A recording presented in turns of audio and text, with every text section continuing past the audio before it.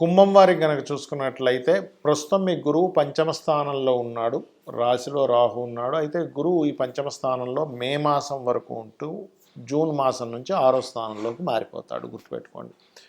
అయితే మీరు ఈ 5, 6 స్థానాల్లో ఉండేటువంటి గురువు 2 రకాల ఫలితాలు ఇస్తాడు అనేటువంటి విషయాన్ని మనం గుర్తించాలి. మరియు అదేవిధంగా గమనించుకున్నట్లయితే ఇక్కడ ఈ ఫలితాలు ఏమి జరుగుతాయి, ఎటువంటి దేవతారాధన చేయాలి, ఏ విషయాల్లో జాగ్రత్తగా ఉండాలనేటువంటి అంశాలు చెప్తుంది నేనైనప్పటికీ కూడా చెప్పిస్తుంది సాక్షాత్ లలిత అమ్మవారిగా భావిస్తూ. ప్రధానంగా ఇక్కడ ఈ రాశిలో ఎప్పుడైతే రాహు ఉన్నాడో మీకు కొంతవరకు ఇది కొంచెం ఇమాజినేషన్స్, ఏం జరుగుతుంది ఏంటో అనేటువంటి ఫీలు, ఎమోషన్స్ ఎక్కువ అవుతూ ఉంటారు. అయితే ఇక్కడ పంచమ స్థానంలో గురువు మే మాసం వరకు ఉంటాడు కాబట్టి ఇది కొంచెం సంతానం కోసం ప్రయత్నం చేసేటువంటి వారికి చాలా చక్కగా కలిసి వస్తుంది. కొంచెం కొన్ని శస్త్రచికిత్సలు అనుకోండి, కొన్ని విషయాలు ఇది ఉంటుంది.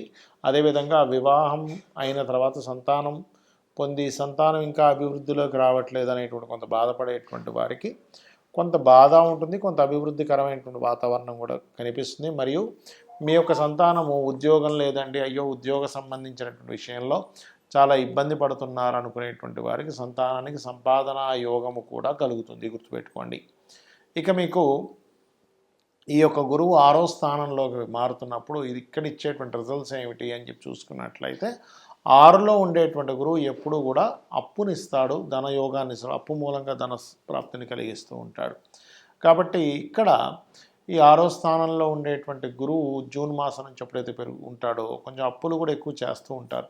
కొంచెం అప్పుల వల్ల స్ట్రెస్ పెరుగుతూ ఉంటుంది, అప్పులు లభిస్తూ ఉంటాయి. కాబట్టి మీకు ఎక్కువ అప్పులు బాధలు పడకుండా ఉండాలి అంటే ఓం అపర్ణాయే నమః అనే మంత్రం చేస్తూ, ఇంకా మీకు 2వ స్థానంలో ఎలాగో మీ యొక్క రాశి వారికి ధనస్థానంలో శని యొక్క సంచారం కూడా జరుగుతుంది కాబట్టి 2 మంత్రాలు ప్రధానంగా చేసినట్లయితే మీకు ఫైనాన్షియల్ గ్రోత్ కూడా పెరుగుతుంది. అవి ఏమిటి అని చెప్పి చూసుకున్నట్లయితే ఓం సంపత్కరీ సమారూఢ సింధుర వ్రజ సేవితాయ నమః అనేటువంటి నామము అద్భుతమైనటువంటి ధనయోగాన్ని మీకు ఇస్తుంది, అంటే ఫైనాన్షియల్గా మార్పునిస్తూ ఉంటుంది.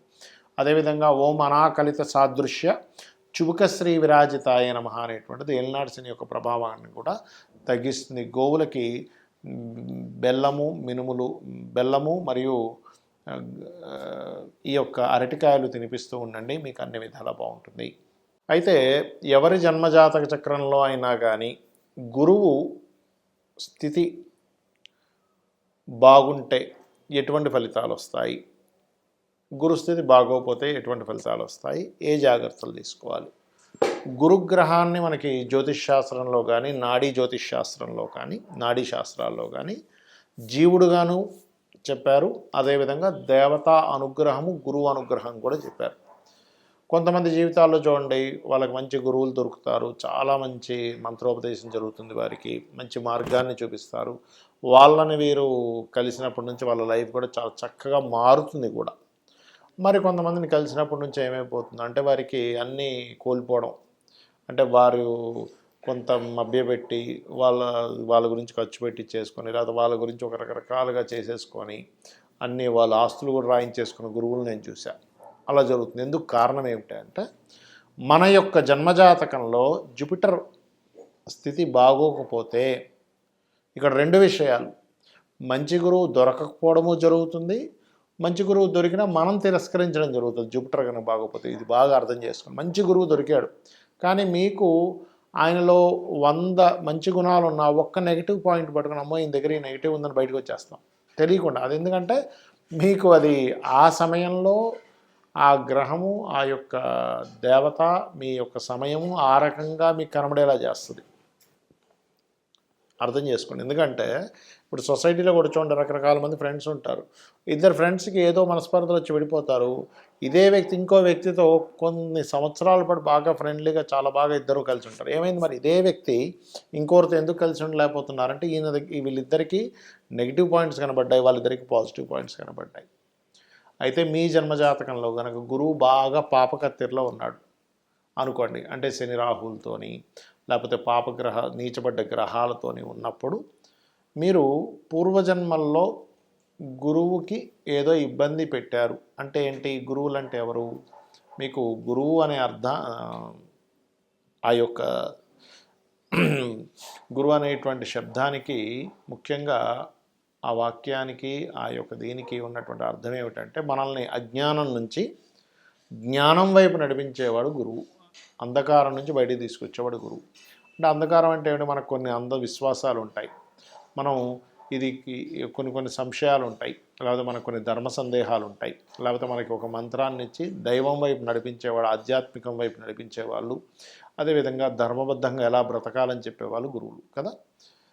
అతనికి ఎన్ని అలవాట్లైనా ఉండొచ్చు, గురువుకి మందు తాగడం అలవాటు ఉండొచ్చు, లేకపోతే ఇంకోటి అలవాటు ఉండొచ్చు, కానీ ఆయన ఏం చెప్తున్నాడు అనేది ముఖ్యం ఇక్కడ. అంతేగాని ఏమండి మనకు అన్నీ చెప్తున్నాడు కానండి ఆయన రోజు సాయంత్రం పూట పట్టుకొని వెళ్ళిపోయాను ఏదో శుభ్రంగా మందు తాగేస్తున్నాడు, ఇది కాదు మనం అర్థం చేసుకోవాల్సింది.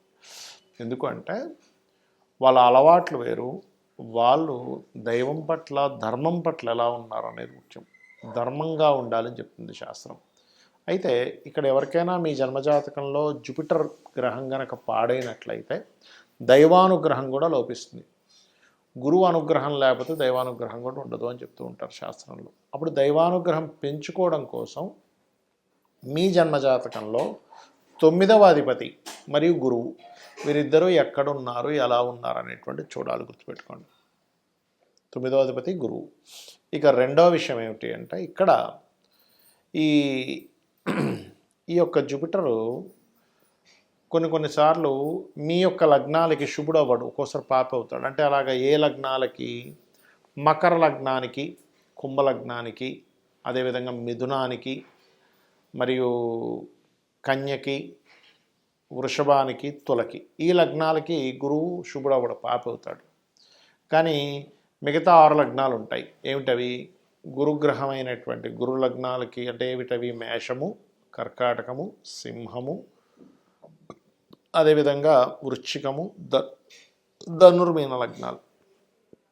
ఈ లగ్నాలకు గురువు శుభుడై మంచి పొజిషన్లో ఉంటే ఏమవుతుంటుందంటే వీళ్ళకి గురువు మంచి పొజిషన్లో ఉన్నందుకు మీకు కలిగేటువంటి ఫలితాలు చాలా అద్భుతంగా ఉంటుంది. అంటే మంచి మంత్రం తొందరగా సిద్ధించడము, మంచి గురువులు మీకు పరిచయం అవ్వడం, గురువు ద్వారా మీకు కలిసి రావడం, తక్కువ ఖర్చు పెట్టి. ఇప్పుడు అందరికీ అదే గురువు అందరికీ మీ అందరూ ఈ పూజ చేసుకోవాలి, హోమం చేయాలంటే ఇన్ని వేలు ఖర్చు పెట్టండి అంటే ఆయన దగ్గరికి వెళ్ళేసరికి నీకు ఎందుకు డబ్బులు రా, వచ్చేసే నీకు ఫ్రీగా చేస్తా అంటాడు. అంటే ఏమిటి? గురువు గనక మీ జన్మజాతకంలో బాగుండి మీ లగ్నానికి శుభుడైతేనేమో వాళ్ళ నుంచి అన్నీ ఫ్రీగా మీకు లభిస్తూ ఉంటాయి, చాలా ఉచితంగా లభిస్తూ ఉంటాయి, గుర్తుపెట్టుకోండి.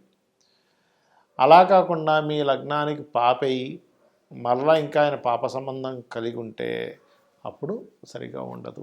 ఇది మనం అర్థం చేసుకోగలగాలి.